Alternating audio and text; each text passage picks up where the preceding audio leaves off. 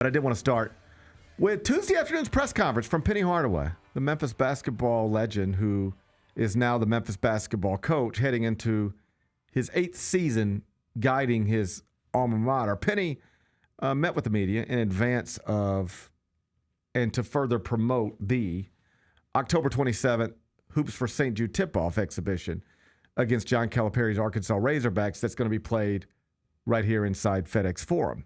He had interesting comments. Penny said he feels good about revenue sharing and good about NIL and good about, in broad terms, the money with which he's allowed to build his roster. And he said he likes the team that he's assembled and seems to sincerely believe it can be one of the best teams he's ever coached at Memphis. As always, we'll see.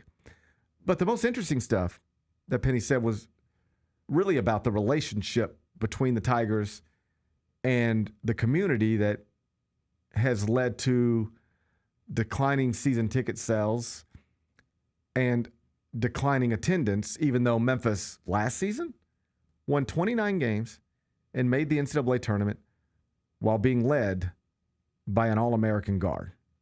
Here's the quote that's getting a lot of attention. Penny said, "You could just see the numbers being down on the fans. It's kind of sad because we've lost that fandemonium. But I think we have to figure out a way to get the fanfare back," end quote. And I don't know if fandemonium is a word, but I know what he means. And I agree with every word he said. Undeniably, the fandemonium has been lost. It's obvious in season ticket sales and in attendance. As Jason Munns detailed in a story at the Commercial Appeal yesterday after the press conference. Tell me if you realize this, Bennett. Okay. The Tigers play in an NBA arena. I know you know that. I do know that. FedEx Forum, capacity roughly 18,000. And I don't like it when people say, and they used to fill it up, because they really didn't that often fill it up every seat, but it used to get pretty full. Yep. Consistently, almost regardless of the opponent. Last season at Memphis, in an 18,000-seat arena, with a team that was ranked in the top 25 basically all season and led by an All-American guard and coached by one of your own, who is the greatest basketball player this city has ever produced. You had all of that, and yet the Tigers still only drew, on average, butts and seats, 6,569 fans per game after only selling 4,229 season tickets. As Munns details at commercialappeal.com, season ticket sales for this season are hovering around that number, around 4,000. Did you realize it had gotten that bad? I knew that it had declined, yes. I mean, I go every year, so yeah, I see it with my eyes, right? So yeah, I knew that it had declined a little bit. And so here you have a coach who is heading into year 8, and I don't know if it's for the first time, but certainly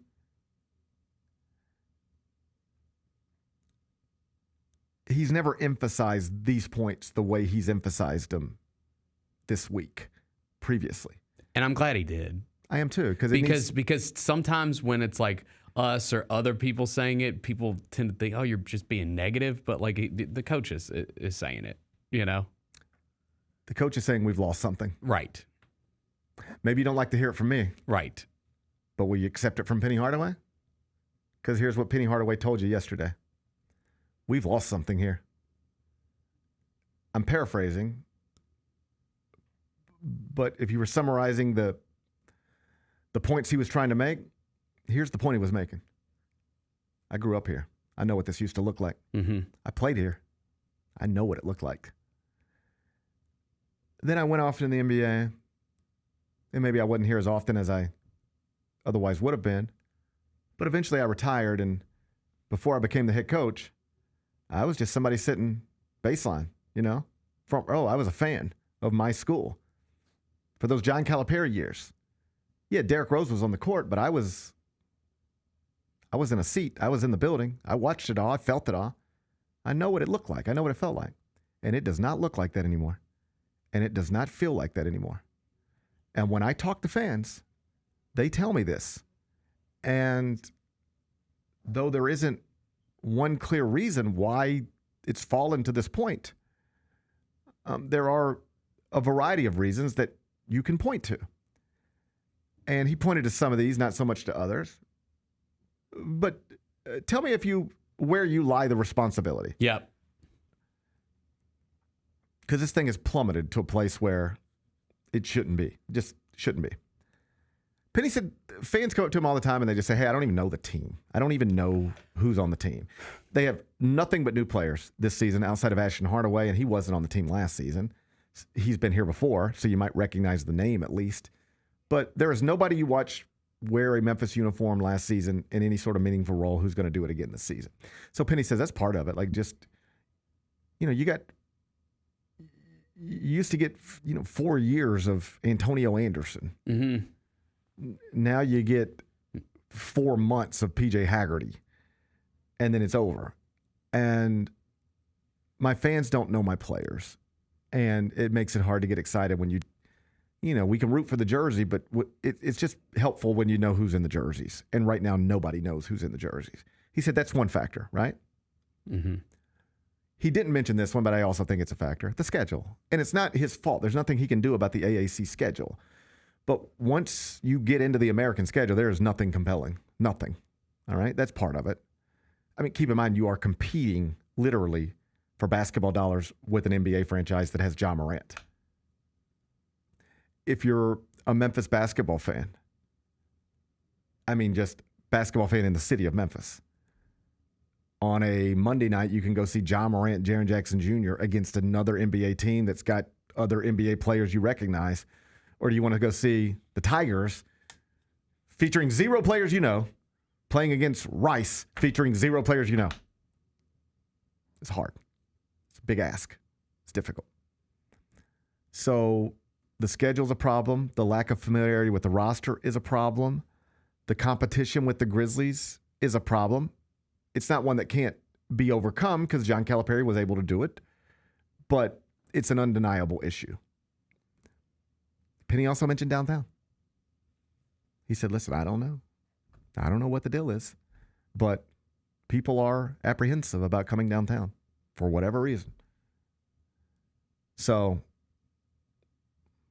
maybe you don't like to hear it from me, but now on the record, if you're paying attention, the Memphis Grizzlies have told you there is a problem with downtown Memphis. That's among the things holding up a new lease agreement. That's all documented, well reported, dailymemphian.com, right? The Memphis Grizzlies have told you there's a problem with downtown Memphis. Obviously, the federal government is telling you, but we'll leave that over here. But now Penny Hardaway is telling you there's a problem with downtown Memphis. Real or otherwise, they're fighting something. So how many people you need to hear it from before you take it seriously? I know you don't like to hear it from me because I live 25 minutes outside of downtown. But will you take it from the Memphis Grizzlies? They're downtown's most important resident. If you don't want to take it from the Memphis Grizzlies, will you take it from Sam Hardiman? He's the one who did all the reporting for the Daily Memphian and who lives downtown. He told you. I moved to downtown Memphis several years ago. It was one thing. Now it's not the same. If you don't want to take it from him, how about Penny Hardaway? Will you take it from Penny Hardaway? If you won't listen to Penny Hardaway, who are you going to listen to? At some point, you're just covering your ears because you don't want to hear it. But at some point, you got to open your eyes, open your ears, and pay attention. Mm. All of that leads to a situation where the head basketball coach at the University of Memphis yesterday is more or less pleading with people, please, let's get this back to where it used to be, to where I know it can be. And his motivation seems to be that though everybody says they're excited about the hoops for St. Jude tip-off, everybody says they're excited about John Calipari coming back to Memphis, and everybody says they want that to be an awesome night. Right now, there's not great indicators that it's going to be. Because as Jeff Calkins published in the Daily Memphian this morning in a column on this, they've only sold like 6,000 tickets. And I'll trust Jeff's number. But the truth is earlier in the week, I'd heard it was lower than that. I'd heard it was closer to 4. And that's why John is planning to come back to Memphis to get in front of local cameras again and promote again. Why Penny held this press conference yesterday. Why I had Chris Boyson in yesterday. Like, we all want this to be great.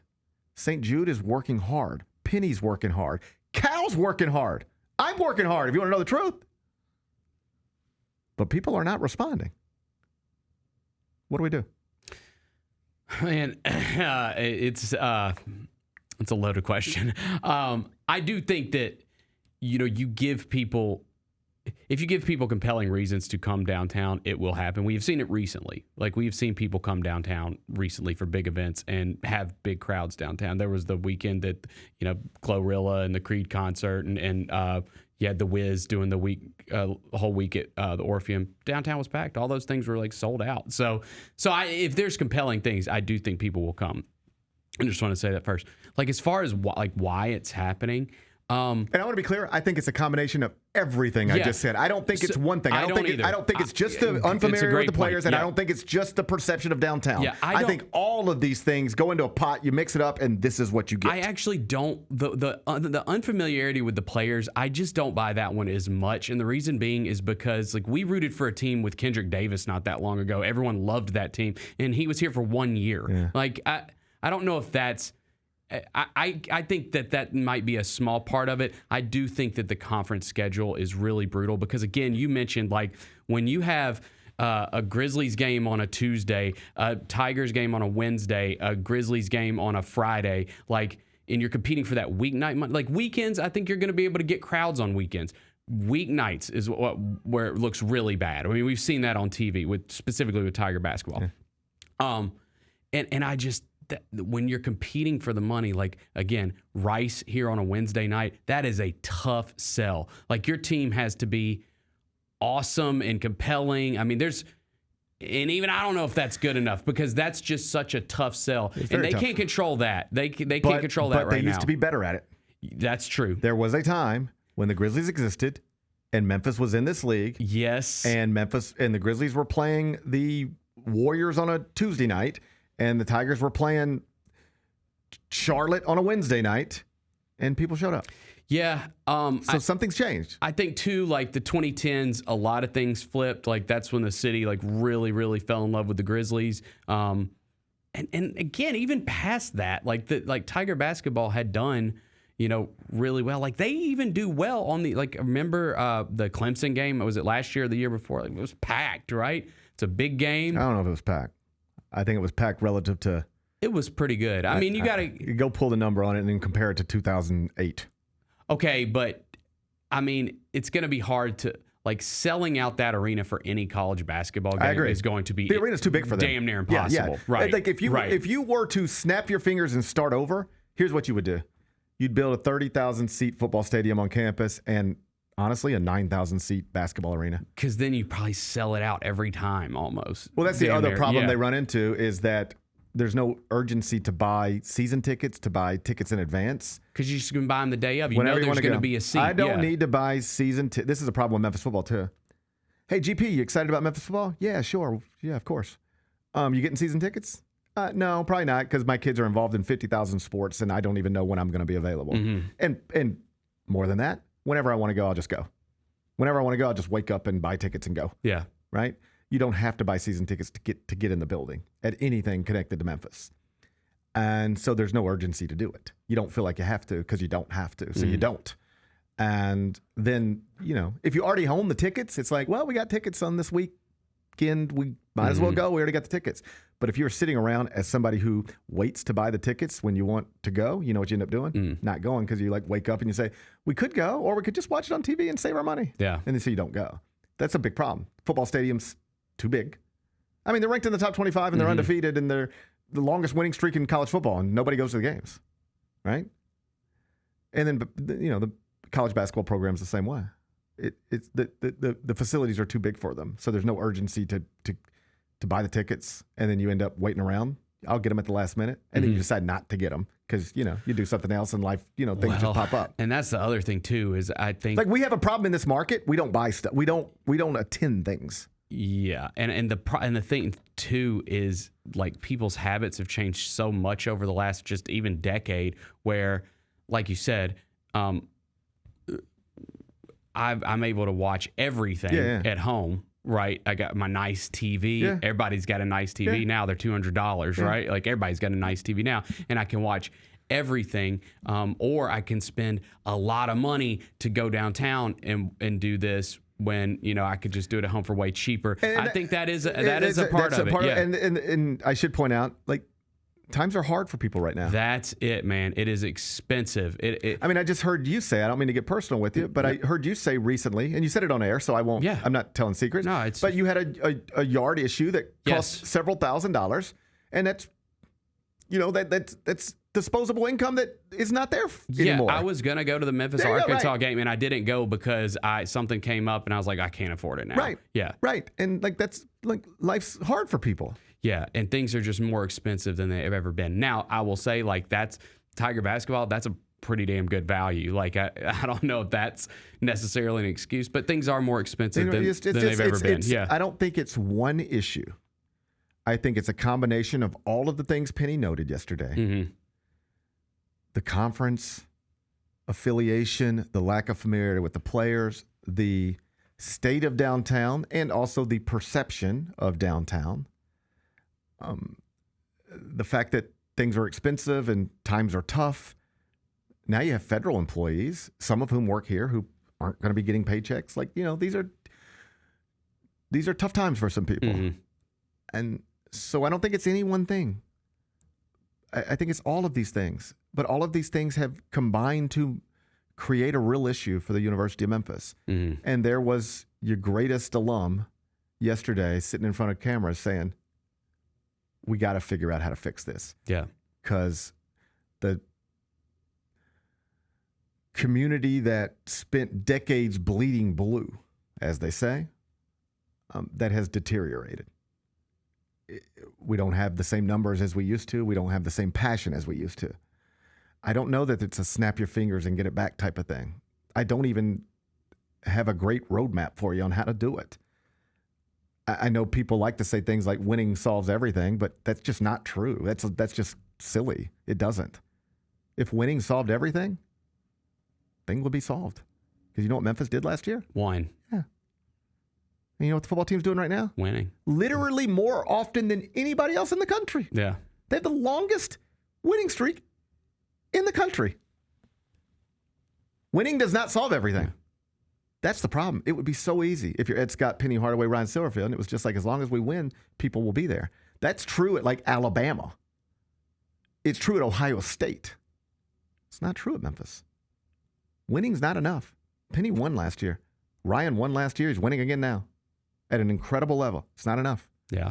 And that's why. So when winning's not enough, then you got to start looking at other solutions, and I don't think there's any easy ones. And that's why, I'm making a point, and I encourage people that love that university to do the same. I always try to go to this year for football, I went to the opener against Chattanooga. Mm-hmm. Right, that's not the most compelling game on the schedule, but I try to go to those. I try to go to a game versus Rice. I keep calling out Rice, but you know what I'm saying? No, in basketball. I want to be a part of the solution. Yes. I'm just one person, and I'm not I'm also, I'm busy. I have multiple jobs. I have multiple kids. And everyone is, yeah. We have a busy family, but I have made a promise to myself. I'm going to try to be a part of the solution in my own small way. Whether that's bring Chris Boyson in here to help promote, bring Cal in here. You were here. We got off the air yesterday. Chris and Carolyn walking out. You know what I told them? You heard me. Whatever I can do to help you, let me know. I cannot say no to you. Yep. I will never say no to you. Whatever you need, let me know. I will never say no to you. I will not say no to St. Jude.